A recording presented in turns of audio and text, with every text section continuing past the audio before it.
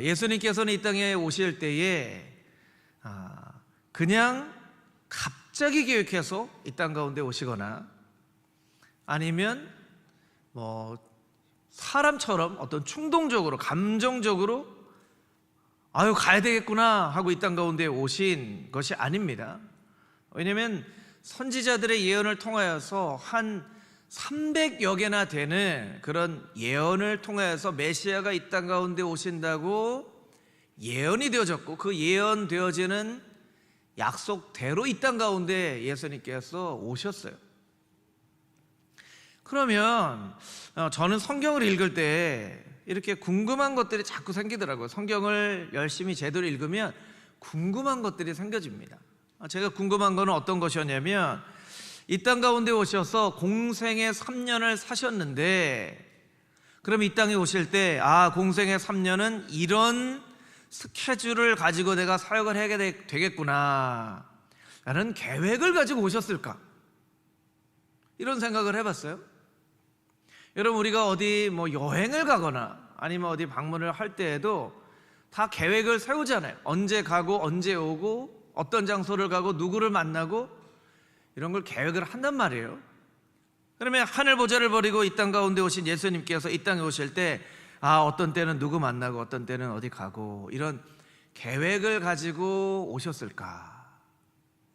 그런 생각이 들었어요. 여러분 어떻게 생각하세요? 예수님께는 계획이 있으셨을까요? 아니면 없으셨을까요?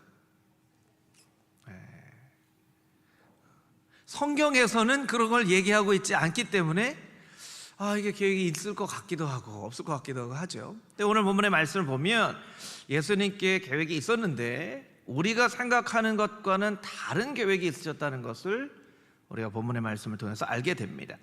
오늘 읽은 본문 말씀 41절 42절 말씀을 우리 한 목소리로 같이 읽어보도록 하겠습니다. 41절 42절입니다. 이에 회당장인 야이로라 하는 사람이 와서 예수의 발 아래에 엎드려 자기 집에 오시기를 간구하니, 이는 자기에게 12살 된 외딸이 있어 죽어가미러라. 아멘. 오늘 본문에는 두 가지 이야기가 등장을 하죠. 하나는 회당장 야이로의 죽은 딸을 살리시는 예수님, 두 번째는 12에 된 불치의 병, 혈루병 걸린 여인을 고치시는 이야기입니다. 이 두 이야기를 통해서 우리가 깨달아 알 수 있는 것은 예수님께는 계획이 있으셨는데, 어떤 계획이 있으셨냐면 사람들의 아픔과 고통의 필요에 따라 이끌려 사시는 그런 계획이 있었다는 것을 우리가 알 수 있어요. 저를 따라서 같이 한번 해볼까요? 예수님은 사람들의 아픔과 고통의 필요에 이끌려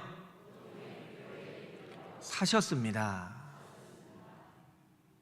예수님의 계획은요, 저기 역사적으로 중요한 장소, 저기 좀 정치적으로 중요한 사람, 저기는 꼭 가고 이 사람은 꼭 만나야지, 이런 계획이 아니에요. 우리는 여행 가보면요, 멋진 장소, 꼭 가봐야 되는 장소, 사람들이 꼭 가보라고 하는 맛집, 이런 데 찾아서 가요.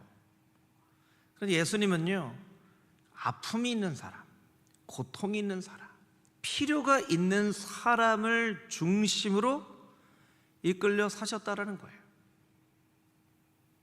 때로는 그 사람을 만나기 위해서 한밤중에 폭풍치는 갈릴리 바다를 건너가시기도 하고, 땡볕이 내리쬐는 한낮에 사마리아 동네를 지나가시기도 한다는 거예요. 우리는 성경을 읽을 때요, 어떻게 읽냐면 그냥 예수님이 배를 타고 건너가셨는데 밤에 폭풍이 쳤다, 이렇게 생각을 한단 말이에요. 여러분, 왜 예수님이 그 한밤에 폭풍 치는 바다를 건너서 그 건너편으로 가셨어야만 했을까요? 그냥 다음날 아침에 잔잔할 때 그냥 가셔도 되지 않을까요? 왜 한낮에 땡볕에는 누구나 길을 가지 않아요. 그냥 좀 날이 선선해지면 걸음을 가죠. 그런데 한낮에 아무도 걸어가지 않는 사마리아의 마을을 왜 예수님께서 가셨을까요? 빨리 만나시려고, 고통 가운데 있는 사람, 슬픔 가운데 있는 사람, 어려움 가운데 있는 사람 빨리 만나시려고, 그래서 그 한밤중에 폭풍 치는 바다를 건너 가신 거예요. 우리는 왜 그러셨는지는 모르고 그냥 그렇게 하셨구나라고 생각을 합니다. 잘 생각을 해보면 그렇게 가실 필요가 없는 거잖아요. 예수님이 얼마나 고통과 아픔과 슬픔 가운데 있는 분들을 만나기를 원하셨는지, 이런 본문들이 그 예수님의 마음을 잘 나타내 준다라는 거예요. 근데 본문의 말씀을 읽어보면요, 예수님은 사람들의 고통과 아픔과 슬픔의 필요에 이끌려 사셨지만 누구한테나 다 환영받으신 것은 아니에요. 그리고 누구나 다 만나주신 분도 아니에요. 오늘 이 12의 혈루병 걸렸던 여인을 고치시는 본문 바로 앞에 보면요, 예수님이 군대 귀신, 여러분 군대 귀신 들린 자 쫓으시는 예수님 그 말씀 기억나시죠? 바로 이 앞에 그 구절이 있어요. 그래서 군대 귀신이 막 돼지떼에게 들어가서 돼지떼가 물에 빠져서 죽는, 아무도 건드릴 수 없었던 그 귀신이 깨끗하게 치유함을 받는 그 모습이 나와요. 그런데 그 일이 일어나고 난 이후에 사람들이 예수님에 대해서 어떻게 이야기하는지 아세요? 누가복음 8장 37절 말씀입니다. 우리 자막으로 같이 한번 읽어보겠습니다. 시작. 거라사인의 땅 근방 모든 백성이 크게 두려워하여 예수께 떠나시기를 구하더라. 예수께서 배에 올라 돌아가실세. 아멘. 아니, 이 큰 기적을 봤는데 예수님 떠나기를 구했다는 거예요. 여러분 상식적으로 생각을 해보세요. 예수님이 큰 기적을 행하셨어요. 그러면 우리한테도 오셔서 나도 만나주셔서 그 기적을 행해 주시죠, 해야 될 텐데 좀 떠나주세요 하는 거예요. 떠나주세요 하는 거예요. 이런 예를 들면 조금 그렇지만, 예를 들면 안광국 목사에게 하나님이 은사를 주셔서 기도만 하면, 또 이렇게 손을 대고 안수만 하면 막 병이 막 다 나아요. 할렐루야. 네. 그러면 여러분 저를 만나고 싶으시겠어요? 안 만나고 싶으시겠어요? 만나고 싶겠죠. 목사님 저 손 붙잡고 기도 한번 해주세요. 저도 나았으면 좋겠어요. 하겠죠. 이 사람들이요, 제정신이 아니에요. 정말 아무도 만날 수 없었던 이 군대 귀신이 떠나갔는데 예수님 그냥 떠나주셨으면 좋겠다는 거예요. 그래서 그 뒤에 어떤 말씀이 있습니까? 예수께서 배에 올라 돌아가실세. 저는 이 말씀에 되게 예수님 마음에 서운한 마음이 막 이렇게 좀 느껴지는 것 같아요. 야, 여기 떠나자. 이 사람들이 나 떠나라고 한다. 아유, 속상하다. 야, 배 빨리 대라. 이렇게 하시는 것 같아요. 그래서 배를 타고 돌아가셨어요. 그러니까 예수님은 기적을 행하고 사람을 고쳐도 다 환영받지는 못하셨어요. 그런데 여러분 오늘 본문의 말씀을 보면 41절 자막으로 다시 한번 보여주시면, 회당장인 야이로라는 사람이 와서 예수의 발 아래 엎드려 자기 집에 오시기를 간구하니. 회당장 야이로가 예수님 발 아래 엎드렸다는 거예요. 회당장은요, 우리가 그런 이야기 하잖아요. 그래도 사회적 지위와 체면이 있지, 뭐 이런 얘기 하잖아요. 아유, 그래도 내가 사회적 지위와 체면이 있지. 말 그대로 회당장 야이로는 사회적 지위와 체면이 있는 사람이었어요. 근데 이 회당장 야이로가 사람들의 시선을 아랑곳하지 않고 예수님의 발 앞에 넙죽 엎드려서 주님 우리 집에 꼭 와주십시오, 그렇게 간구했다는 거예요. 왜냐하면 딸이 죽어가고 있었거든요. 네. 여러분, 야이로는요, 누구에게 무릎 꿇을지를 알아야 되는 영적인 분별력이 있는 사람이었어요. 사람들 의식하지 않고, 여러분 무릎을 꿇는다는 것은요, 종이 하는 행동이에요. 이 무릎을 꿇었다는 것은 당신은 내 인생의 주인이십니다. 당신이 오시면 우리 딸이 살 수 있습니다 하고 무릎 꿇어 예수님을 간구하는 거예요.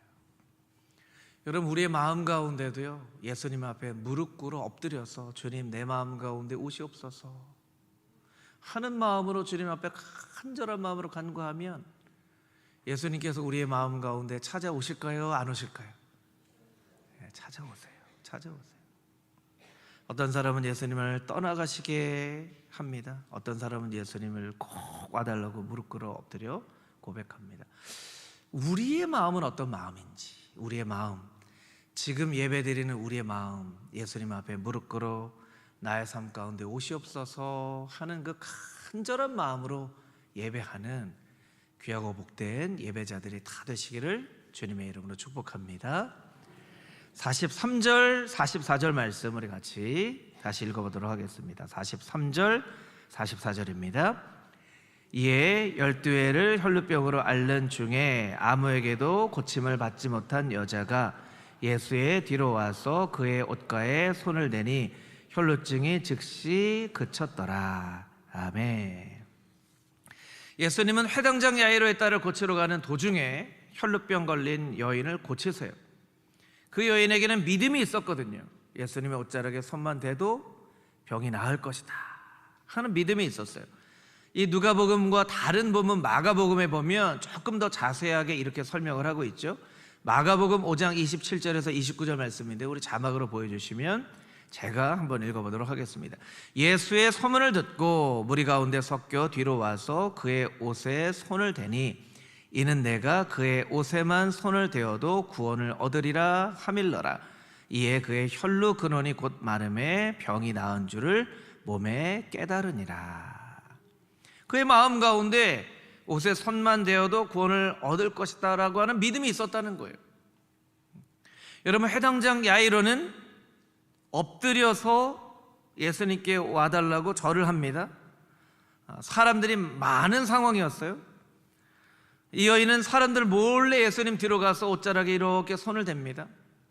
이 두 사람이 하는 행동이 같은 행동인가요? 다른 행동인가요?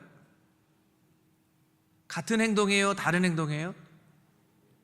제가 질문하면 조금 당황하시더라고요. 이게 뭐가 이게 잘못 대답하면 어떡하지? 그런 마음이 있으신 것 같아요. 여러분, 다른 행동이잖아요. 엎드리는 거하고 손 대는 거하고 이건 완전히 다른 행동이에요. 다른 행동 맞죠, 여러분? 그런데 마음은 같은 마음이었어요. 마음은 같은 마음이었어요. 행동은 다른데 마음은 같은 마음이었어요. 예수님이 우리 집에 오시면 우리 딸이 살 줄 믿습니다. 주님, 제가 옷자락에만 손을 대도 내 병이 나을 줄 믿습니다. 마음은 같은 마음이었어요. 여러분, 이 본문의 말씀을 통해서 우리가 깨달아 아는 것은 우리는 무언가 행동을 통하여서 하나님 기뻐하시는 일을 하려고 하지만 여러분, 행동이 중요하지 않다는 건 아닙니다. 그런데 주님은 행동도 보시지만 그 행동만큼 그 마음을 보신다는 거예요. 그 태도를 보신다는 거예요. 여자의 그 옷자락에 손만 대는 그런 행동은요, 그렇게 큰 행동이 아니에요. 몰래 가서 이렇게 옷자락에 이렇게 손 대는 거, 예수님을 막 밀칠 정도로 사람들이 많았거든요. 누구나 할 수 있는 행동이었어요. 사람들 많은 곳에서 사회적 지위와 체면을 불구하고 엎드리는 행동은 이건 굉장히 용기 있는 행동이죠. 행동은 다르지만 예수님은 언제나 우리에게 야이로처럼 요구하시지는 않으세요. 네가 야이로처럼 많은 사람들 앞에서 내게 엎드려야 내가 너에게 찾아가고 기적을 행할 거야, 이렇게만 말씀해 주시지는 않는다는 거예요. 수줍게 이렇게 예수님께 옷자락에 손 대도 그 마음의 중심을 예수님께서 아시기 때문에 그것을 통해서도 예수님께서 기적을 행하시기도 한다는 거예요. 이 행동과 태도를 비교할 수 있는 본문이 또 누가복음에 있죠. 누가복음 21장 1절에서 4절 말씀인데요, 우리 자막을 통해서 한 목소리로 같이 한번 읽어보도록 하겠습니다. 시작. 예수께서 눈을 들어 부자들이 연복궤에 헌금 넣는 것을 보시고 또 어떤 가난한 과부의 2렙돈 넣는 것을 보시고 가라사대 내가 참으로 너희에게 말하노니 이 가난한 과부가 모든 사람보다 많이 넣었도다. 저들은 그 풍족한 중에서 헌금을 넣었거니와 이 과부는 그 구차한 중에서 자기의 있는 바 생활비 전부를 넣었느니라 하시니라. 아멘. 예수님께서 말씀하세요. 이 가난한 과부, 동전 2입을 넣는 사람이 더 많이 넣었다는 거예요. 왜냐하면 예수님께서는 그 헌금을 하는 행동을 보시지 않고 그 마음을 보셨기 때문에 그래요. 그 마음으로는 이 여인이 훨씬 더 많은 것을 하나님께 드린 사람이다.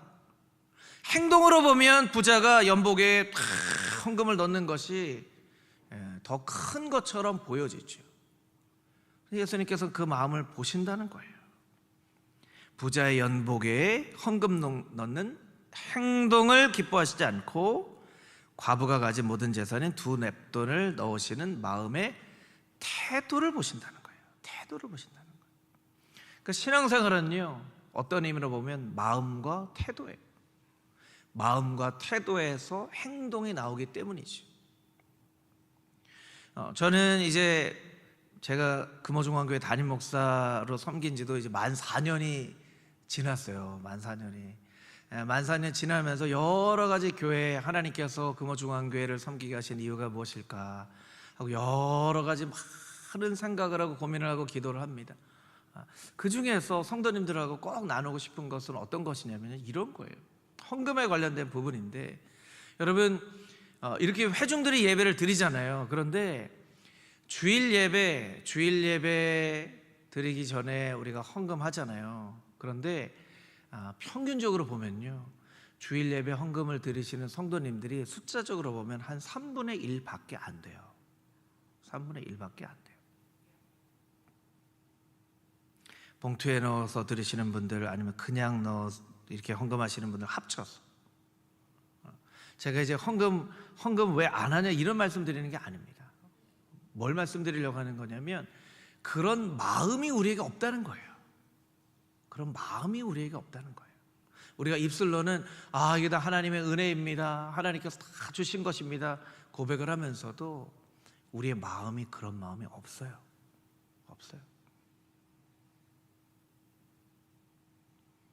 이것은 우리의 마음과 우리의 태도를 아주 분명하고 명확하게 나타내는 거예요. 저는 그런 생각도 해봅니다. 우리가 추수감사절이나 성탄절이나 부활절 귀한 절기헌금 할 때 전주에 봉투를 이렇게 넣어서 한 주간 감사한 마음 잘 준비해서 다음 주에 하나님 앞에 귀한 예물을 드립시다 하잖아요. 왜 꼭 추수감사주일, 부활주일, 성탄주일에만 그렇게 할까? 내년에는 매주 주일헌금 봉투를 이렇게 주보에 넣어서 드릴까 이런 생각도 해요. 왜냐하면 우리가 주중에 하나님께서 참 우리에게 주신 은혜를 기뻐하는 마음으로 예물을 잘 준비해서 하나님 앞에 와서 예배를 드리기 전에 하나님 앞에 예물을 이렇게 드리는 그 예배를 하나님께서 우리에게 더 요구하시지 않을까, 기뻐하는 마음으로 드리시지 않을까, 그런 생각이 드는 거예요. 헌금을 가지고 여러분에게 말씀을 드렸지만, 여러분의 마음이, 여러분의 태도가 하나님 앞에 날마다 어떻게 드려지고 있는지를 우리가 스스로 잘 점검해 봐야 돼요. 하나님께서 우리의 마음의 중심을 아시는 분이시고, 우리가 건성건성 예배를 드리는지, 진심으로 예배를 드리는지, 간절한 마음으로 간구하는지, 아니면 그냥 입술로만 간구하는지 하나님께서 다 아시는데, 우리가 하나님께서 기뻐하시는, 중심으로 하나님 앞에 기뻐하시는 예배를 드릴 수 있도록 우리가 열심히 예배를 준비하고 드려야 되지 않겠습니까? 금호중앙교회 모든 성도님들은 그 마음의 중심으로 하나님을 예배하는 예배자들이 다 되시기를 주님의 이름으로 축복합니다. 아멘. 그런 마음의 태도를 주님께서 기뻐 받으신다는 거예요. 이렇게 예수님 옷자락 손잡는 거, 이게 뭐가 얼마나 어려운 행동이겠습니까? 근데 이것을 주님께서 받으신 것은 그 마음의 중심의 태도를 주님께서 보셨기 때문에, 예수님께는요 덜 중요하고 더 중요한 일이 없으세요. 회당장 야이로의 딸 고치러 가는 일은 중요한 일이고, 혈루병 걸렸던 여인 고치는 일은 덜 중요한 일이고 이렇게 생각하지 않으셨다는 거예요. 예수님께는 더 중요한 사람, 덜 중요한 사람이 없습니다.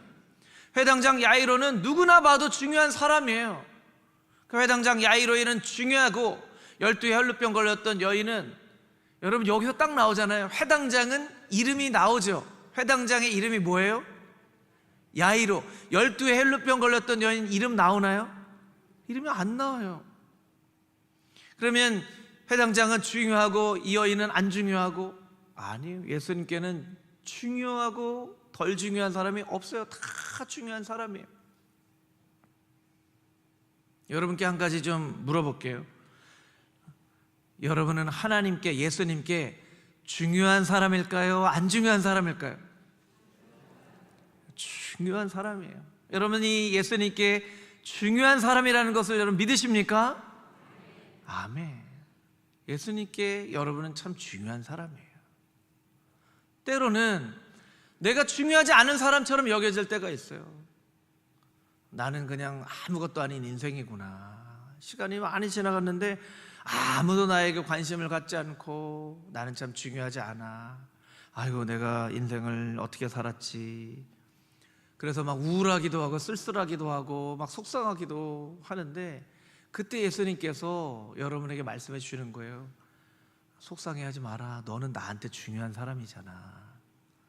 너는 나한테 중요한 사람이잖아. 예수님께서 여러분에게 그렇게 말씀해 주고 계시다라는 거예요. 자, 오른손을 이렇게 다 한번 들어보세요. 가슴에 이렇게 대보세요. 나는 예수님께 중요한 사람이다. 한 번 더 해보겠습니다. 나는 예수님께 소중한 사람이다. 할렐루야.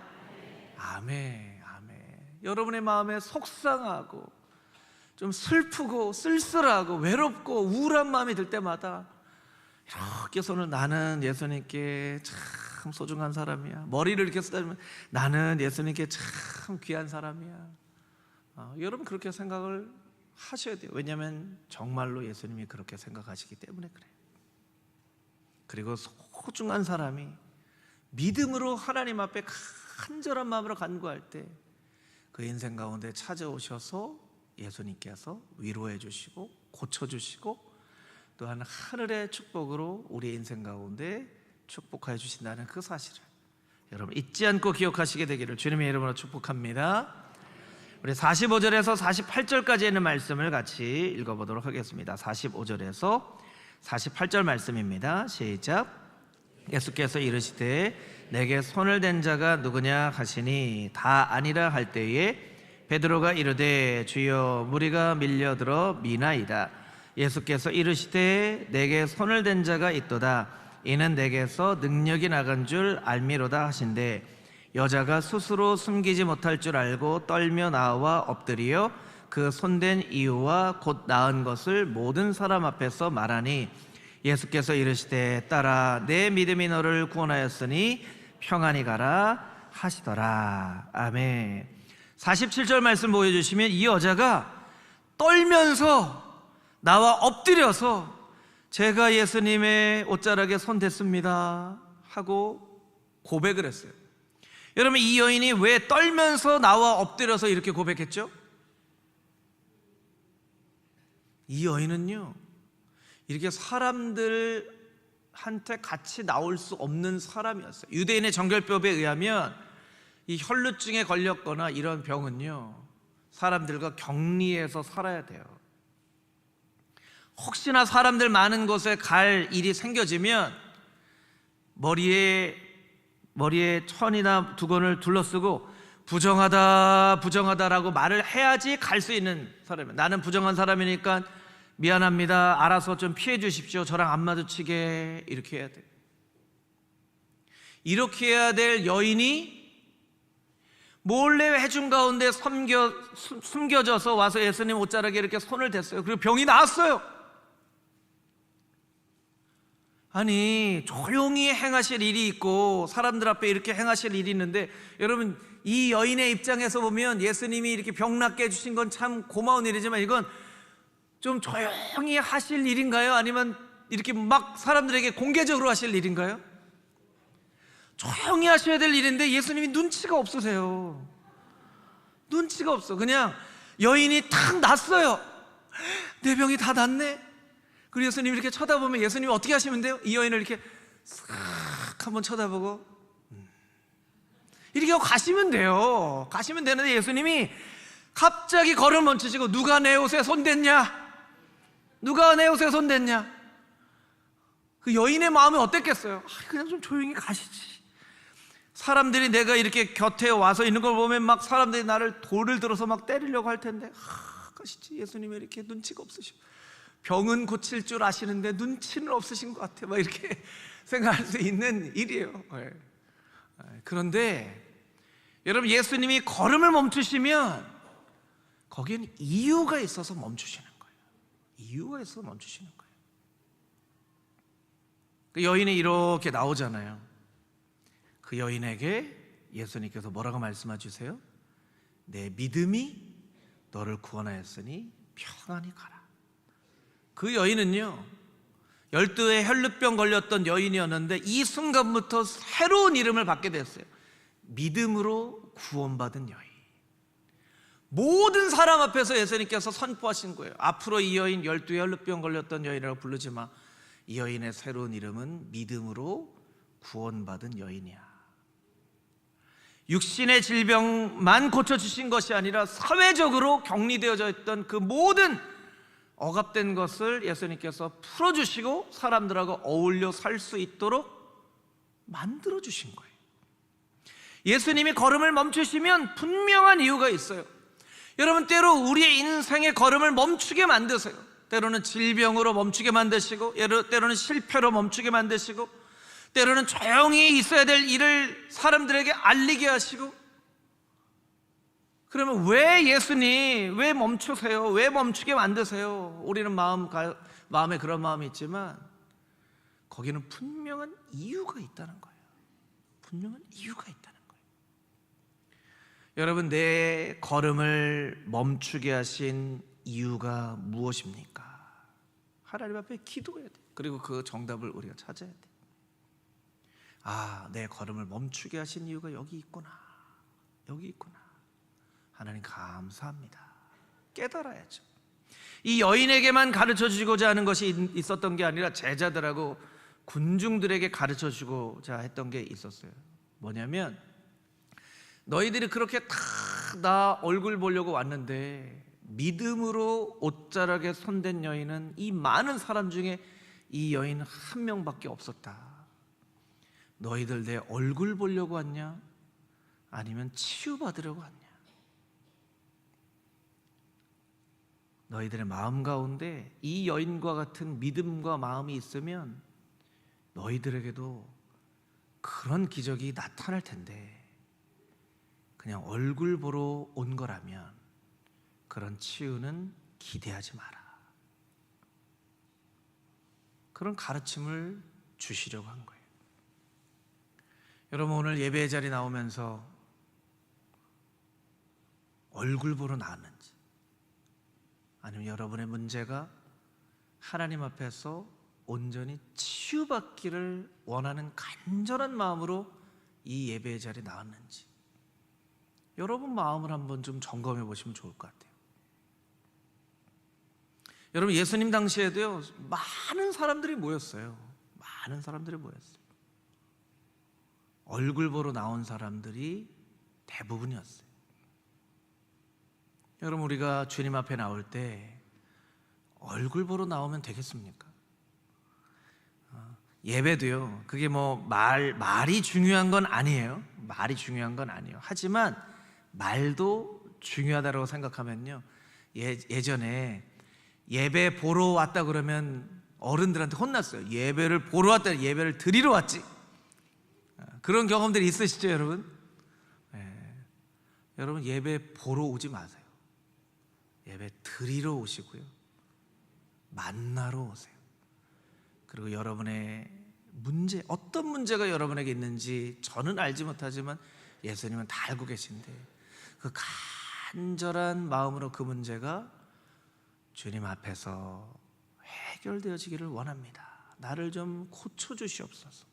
나를 좀 치유해 주시옵소서. 나를 위로해 주시옵소서. 나를 좀 만나 주시옵소서. 이 간절한 마음으로 주님 앞에 나오면 주님은 우리를 만나 주세요. 그리고 우리를 고쳐 주세요. 할렐루야. 여러분, 그런 마음으로 주님 앞에 나와서 예배하는, 그래서 우리의 예배의 시간은 날마다 기적이 나타나는, 병이 고쳐졌습니다. 소망이 생겼습니다. 마음이 새롭게 됐습니다. 예수님을 더욱더 분명한 믿음으로 알게 되었습니다. 예배가 끝나고 나서는 그런 여러분의 삶 가운데 일어난 놀라운 일들을 함께 나누는 그런 기적의 역사가 나타나는 귀하고 복된 예배가 금호중앙교회 매주일마다 있을 수 있는 그런 귀한 복된 예배, 그런 복된 예배자들이 다 되시기를 주님의 이름으로 축복합니다. 함께 기도하겠습니다.